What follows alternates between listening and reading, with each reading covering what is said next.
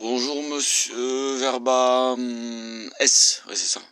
Oui, bonjour monsieur. Vous êtes de quelle télévision et quelle radio, s'il vous plaît? Ah c'est Parce que j'accorde pas une interview à n'importe qui. c'est RTTT Vadrouille. Ah, encore les RTT. Non RTTT. Oui, oui, j'avais compris, monsieur. Vous allez à la pêche, là? Non, un instant, j'ai rempli mon godet, un instant. On va jamais y arriver. Alors, oui, restons sérieux. Restons Là, c'était la sérieux. pub, ça y est, 5, 4, 3, 2, 1, oui. Bonjour, RTL Matin. Ah, Alors, monsieur Verbès, bonjour. oui. Nous sommes ici pour nous entretenir par rapport à la loi qui vise à dire aux chômeurs de travailler 36 heures par jour. Est-ce que vous êtes pour ou contre? Ah, ben moi, j'ai ferais travailler 40 heures. Par jour? Ah ben non, par semaine. Soyons logiques. Ah, parce que le gouvernement propose 40 heures par jour. Ah ben si le gouvernement il propose 40 heures par jour, moi je dis que là, il faut leur mettre une dynamite. Ah, mais monsieur, vous êtes pour... Ah ben si monsieur le président n'est pas d'accord, moi je peux aller faire sauter l'Elysée. Et en plus, il y a un coffre-fort en bas. Il y a plein d'or et personne n'en parle. Monsieur Verbès, vous n'êtes pas sérieux quand même. Si. Oh là là. On va se faire dynamiter aussi, rien qu'en posant ces questions. Ah, mais c'est pas grave ça, monsieur. Nous sommes là pour ça. Ah ah, yaha, Yaha. comme vous dites par chez vous. Oui.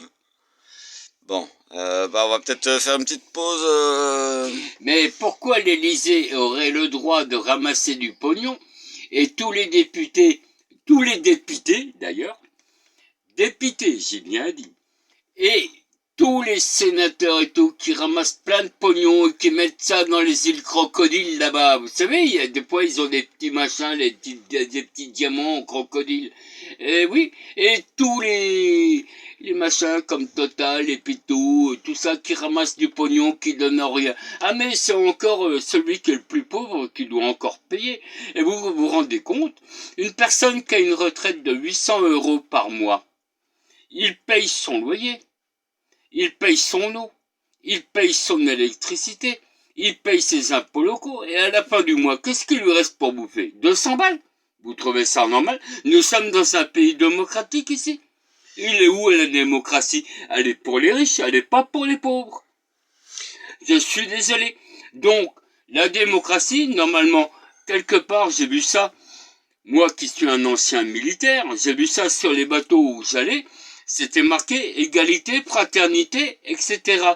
Oh, c'est même écrit sur nos mairies, c'est écrit sur nos écoles. C'est qui fait quoi là? Personne. Alors, monsieur Verbaes, je vous pose une autre question. Est-ce que vous trouvez que la fraude sociale qui est de 12 millions,3 euros est beaucoup plus dangereuse que l'évasion fiscale qui s'élève à 1000 milliards d'euros? Est-ce que, en fait, 1000 milliards d'euros, j'ai eu du mal à voir. En fait, c'est 12 zéros derrière un 1. Et la fraude sociale, en fait, il n'y a que 6. Ben, en termes clairs, monsieur, pour tout vous répondre, vous pétez un coup, comme les sénateurs, et etc. Vous pétez un coup, vous allez vous acheter une Ferrari, voilà, point barre. Et après, vous mettez ça aux îles Caïmans. D'accord. Donc, il suffit que... Ouais, créer une multinationale, et puis après, du coup, on est tranquille. Je n'arrive pas à comprendre, au niveau de la démocratie, puisque nous sommes dans un pays démocrate, paraît-il, en France. Ben, c'est vrai que je suis belgeois, je le reconnais. Chez nous, c'est pas la même chose. Mais en France, pourquoi c'est celui qui est en bas de l'échelle qui doit payer pour les autres? Question à 100 balles.